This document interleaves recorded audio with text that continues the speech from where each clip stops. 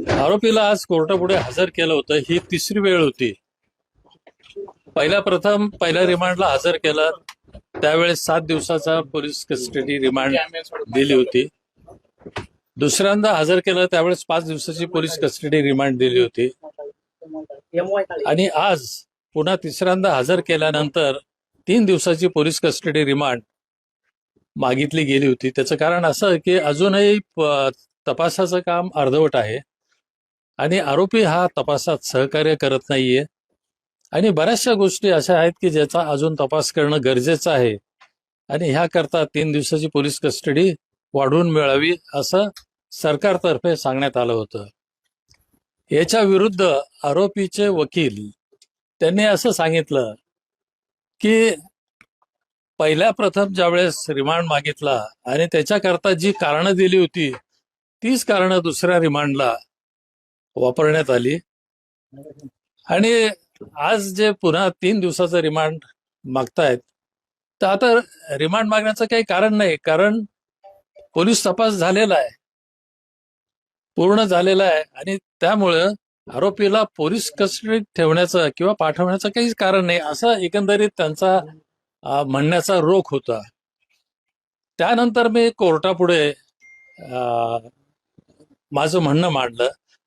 मी एका पीडितेकरता कोर्टामध्ये हजर होतो, तर मी माझं म्हणणं कोर्टापुढे मांडलं की सरकारी वकिलांचं म्हणणं जे आहे की तपास अपूर्ण आहे, त्यात महत्वाचा मुद्दा त्यांनी असा सांगितला आहे की आरोपी हा सहकार्य करत नाहीये तपासामध्ये आणि आरोपीने सहकार्य न केल्यामुळं जे तपासामध्ये अपूर्तता राहिलेली आहे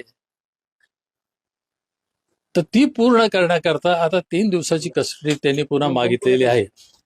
तर हा जो काही तपास अजून पूर्ण झालेला नाहीये त्याकरता तपास यंत्रणेला दोषी ठरवता येणार नाही, कारण याच्या मागे तपासाच्या कामामध्ये आरोपी किती सहकार्य करतो हे महत्वाचं आहे.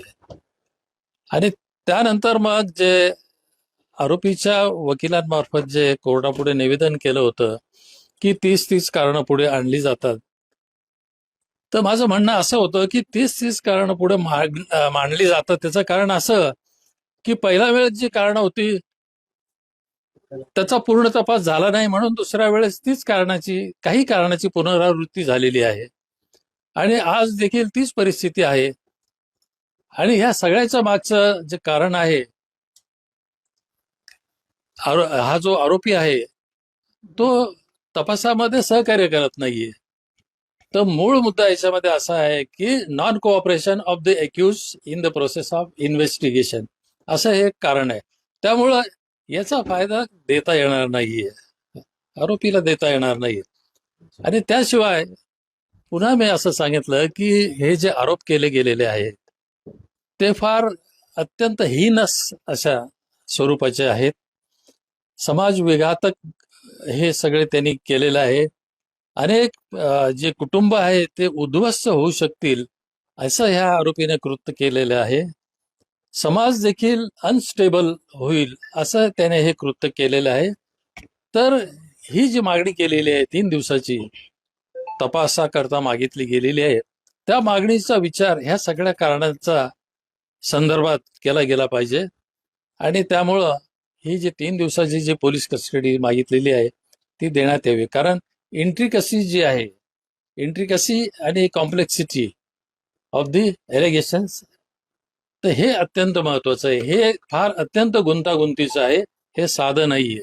आणि याला एक महत्वाचं होतं की क्लोन रिपोर्टची चर्चा झाली की क्लोन रिपोर्ट आम्हाला प्राप्त झाले की फॉरेन्सिक लॅबमध्ये एसआयटीने म्हटलं किंवा सरकारी वकिलांनी म्हटलंय. क्लोन रिपोर्ट नक्की काय असतो आणि अनेक त्यांनी काही डुप्लिकेट नावं देखील सेव्ह केले असतील अनेक नेत्यांची म्हणा किंवा लोकांचे असे देखील झाले.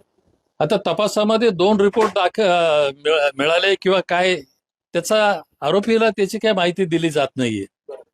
ते त्यांनी कसं काय म्हटलंय हे मला काय माहित नाहीये.